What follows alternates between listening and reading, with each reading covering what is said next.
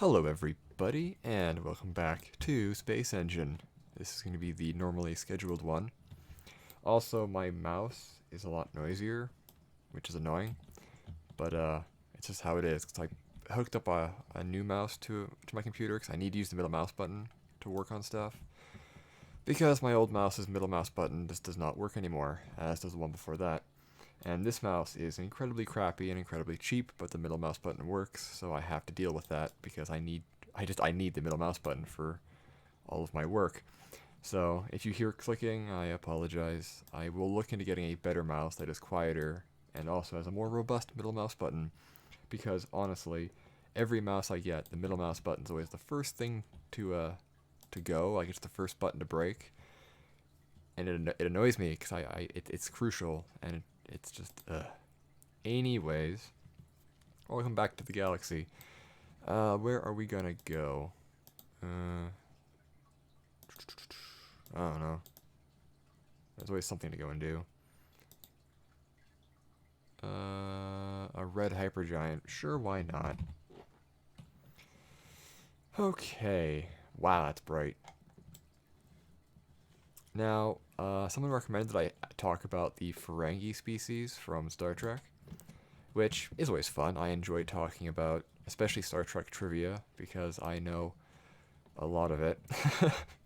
And the Ferengi were kind of a fun topic because they were originally conceived as being like the main bad guys for the next generation. Like they were supposed to be these big baddies that the Enterprise was gonna have to deal with, and they had them set up as being, kind of this spooky, mysterious, evil species in like the first few episodes. And wow. And then when they actually showed up in their first appearance in The Last Outpost, which was an episode of season one, they were just comedically stupid. Like, they weren't threatening at all. They were just, like, really, really dumb. And it kind of ruined the plans to make them this big, scary bad guy because they didn't seem like bad guys. They were just, like, annoyances. They were just, like, over-the-top caricatures, basically, and it was... the writers were like, oh, crap, we really messed up here. So they actually had to do some changes throughout the season. They were then going to use those like evil parasite bugs from Conspiracy as like the main villains of Star Trek Next Generation, and that would have been cool. It's very Stargate of them. I guess this was before Stargate though. But yeah, and that also didn't pan out, and I forgot why. I think it might have just been they looked stupid, or like they were like not stupid, but they were like the budget for them wasn't there, or they couldn't write proper stories about them. That episode ends on a cliffhanger that's never resolved, and that made me sad because it would have been so cool. But yeah, no. They decided to opt for the Romulans as just, the usual political adversary, and the Borg as the scary adversary. And it's actually interesting, the Borg also went through a lot of changes because they were originally going to be insects, like large bug people that live in massive hives. But the effects and like the costume department was like, yeah, no, we can't do that. It'd be too much. So they opted to make the Borg cybernetic, and it fixed things up. But as for the Ferengi, life. They they didn't go away. Armin Shimmerman, he played one of the first Ferengi, and he also played Quark in DS9. He always felt that the Ferengi had like a really bad introduction, and he wanted to fix them. Exotic unicellular marine life. Ooh.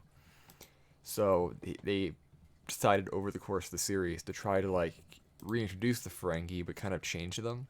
They removed the more stupid elements of them, like their weird grabby raccoony behavior, and changed it to a more, just a weird kind of an annoyance, but not necessarily evil. Like sometimes they show up and they have mischievous intent, but they're not harmful. Whereas other times they show up and they're just straight up evil. So it's like they kind of made them just more of a when you needed a fit all bad guy or comic relief, you would throw in a Ferengi character, and it worked quite well. It did. It did indeed. Like the episode when Damon Togg abducted Deanna Troi and Waxana Troi. That was a good one because he was like gross and annoying, but still funny. It actually wasn't until Deep Space Nine that the Ferengi got like actual development, and that was largely Armin Shimmerman's like role he played in that. He did a very good job of helping kind of like flesh them out to make them an actual like species instead of just like a caricature. Although they did keep a lot of the comic relief aspect of them because it worked. Like especially in later seasons of Deep Space Nine during the Dominion War, it was nice to have comic relief episodes. And yeah, the Ferengi episodes were always that. They were always great. Like Little Green Men, the episode where they end up going back in time, and it turns out that Rom, Nog, and Quark were the aliens that crashed in Roswell. Um, it was really good, but yeah, they decided just to kind of keep them as the like hyper misogynistic, overly capitalist, and like basically all the negative attributes that they originally wanted to have with them, but make them really hammed up for comedic effect.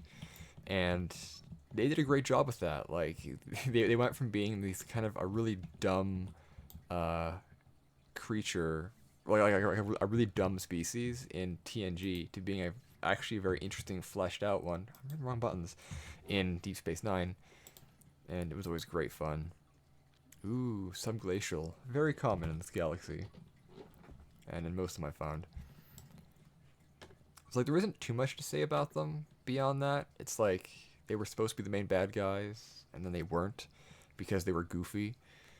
But Armin Shimmerman kind of helped bring them back and make them a valued member of the Star Trek pantheon.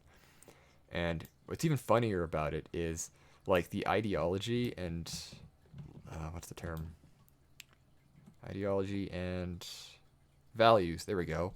That Quark, always espouses and promotes are like the exact opposite of what the actor Armin Shimmerman personally does. So it's actually really funny, like how well he plays it, despite it being like the antithesis of who he actually is. So that's always a lot of fun too. And I also like how they like over the time they changed Rom's character a bit, because originally like in the first season he was kind of it's kind of like the other ones where he was kind of this mischievous kind of character, but they decided to make him more of an actual like fun and more positive character.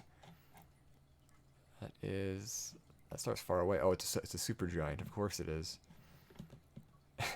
I love his arc as he develops, and like he started up being like he was the idiot brother, and then it turns out that he's actually not an idiot. He just lacks self-confidence, and it's like, I love that. In fact, that was actually a line. It's like, I've always been smart, brother. I just lack self-confidence.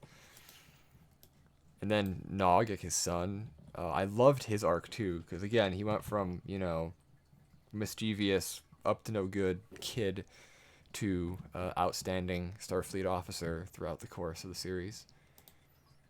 Warm Lacustrian Subterra with life. Organic, unicellular, and marine. Although, talking about Star Trek species, there's tons we could talk about. The Klingons are probably the most fleshed out of any of the species. The Vulcans weren't for a while, but Enterprise really helped fix that, surprisingly.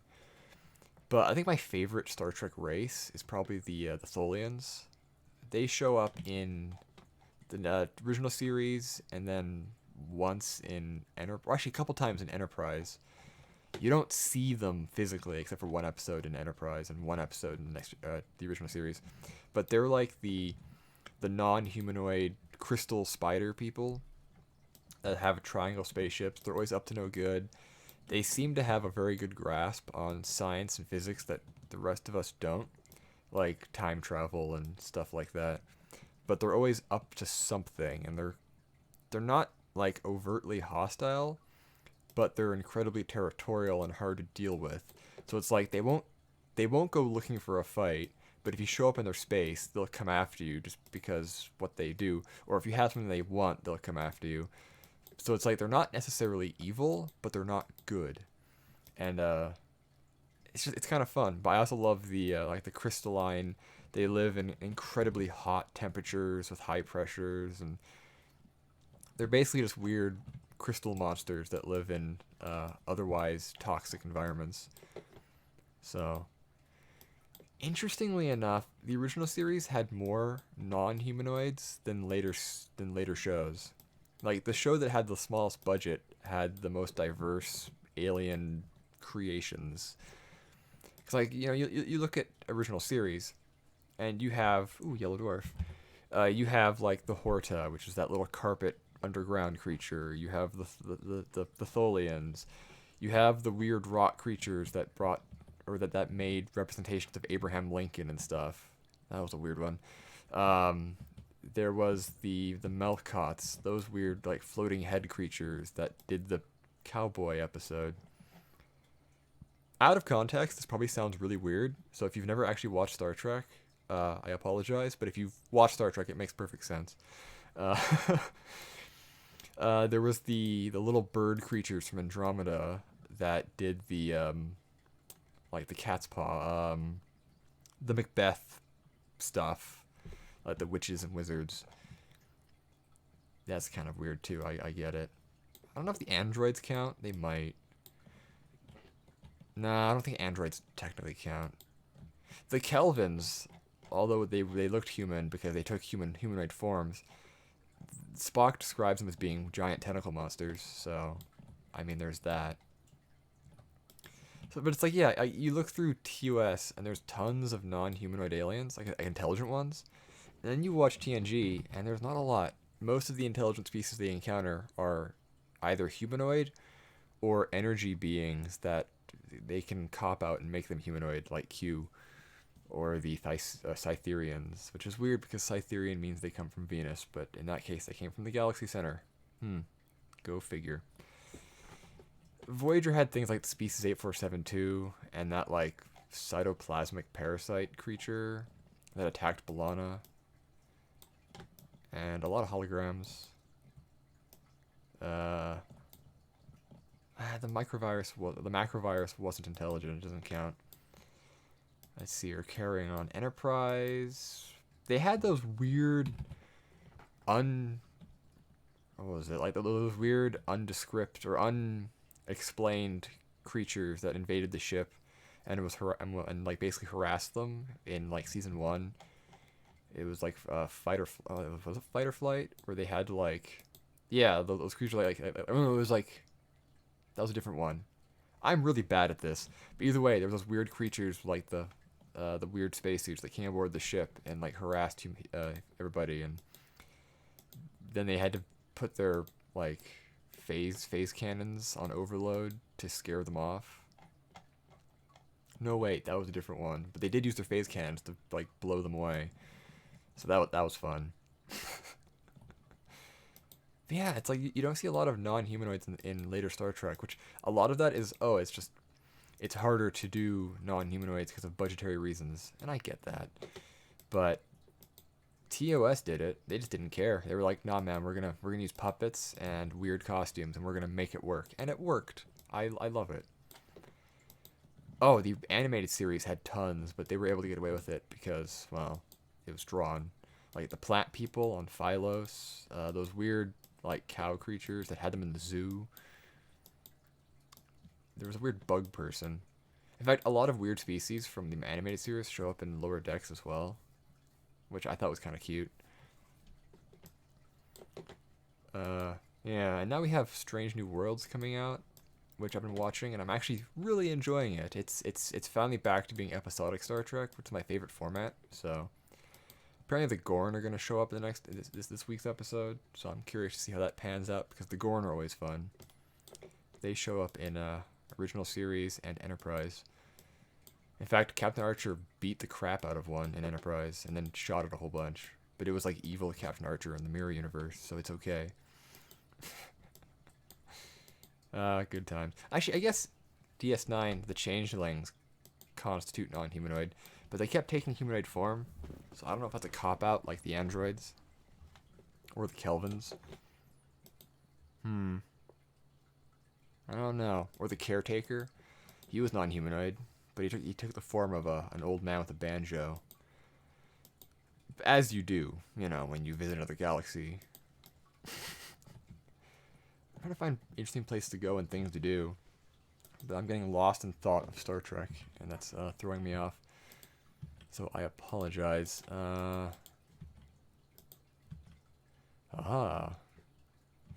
always like seeing planets with rings. It's nice to see planets with rings. Rings are pretty. Mars will have a ring in a few million years. I think it's what Phobos is gonna reach the Roach limit and fall apart. That's gonna be fun. I mean, I won't be there to see it. It's millions of years in the future, but it's still gonna be fun. Ooh, yeah, let's go there. Is this a trimary? No, it's not a trinary. It's a berry center. Oh boy. Where's your host stars? There they are. Oh, and you have moons. Of course you have moons. Moons are fairly common amongst larger planets. Actually, wait. How large is this planet? Diameter. Oh. Okay. Gravity. So it's actually smaller than Earth. Interesting. Mass. Yeah, it's allowed to have rings. I mean, why not? Oh, I also need to work on some more info videos. I need to reinstall No Man's Sky because I did a poll a little while ago where I was like, what game do you guys want me to play? I was gonna say show then movie, and it's like no, game. And No Man's Sky won. I don't really like No Man's Sky, but I could probably do 2 or 3 episodes of just kind of bumbling around looking for stuff. So I will do that at some point. I totally will.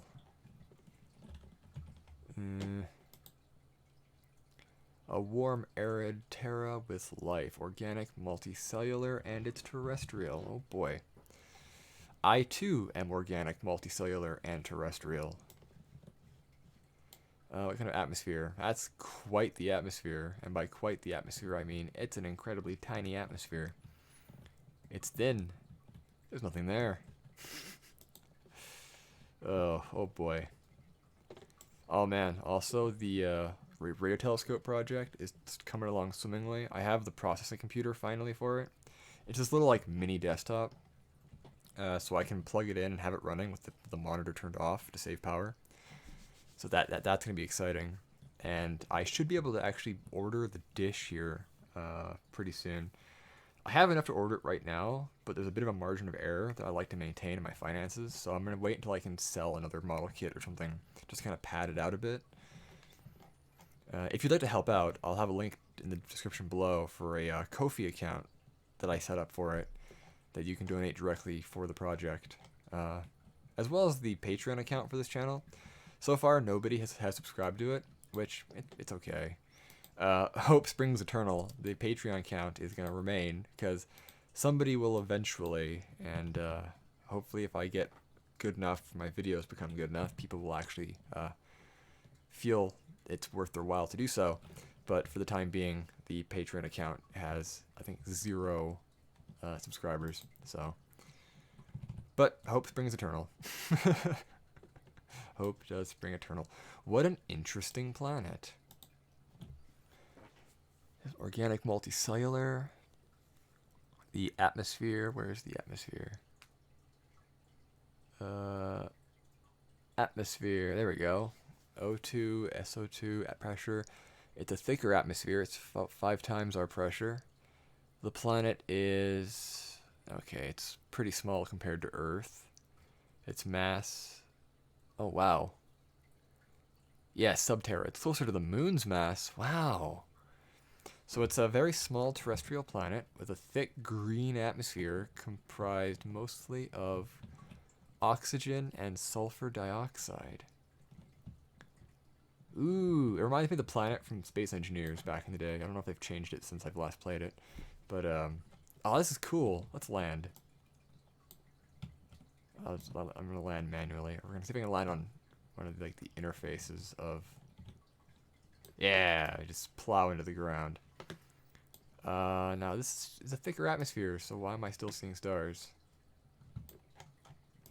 I shouldn't be seeing stars. Hang on a minute. 5.41 atmospheres. Yeah, it's a thicker atmosphere. That's exposure. I don't need that. Where's the time? Nope, don't need that. There you go, time scale. And then night. Whatever. Point is, this. Ooh, this is a cool planet. I like it here. We're gonna hang out on the side of. Where's that big crater? Oh, that. Is it that one?